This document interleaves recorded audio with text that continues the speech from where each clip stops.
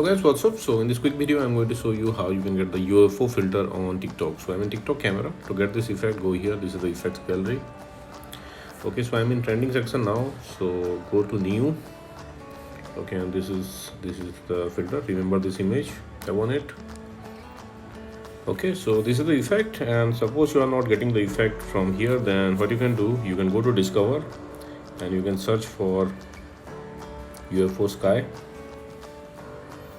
Okay, on the first row you will see the effect icon. Just tap there and you will be directed to the effect page. Now from here you can add it to your favorites, and at the bottom of the screen you can see the record button. You can tap there and you can use the effect from here.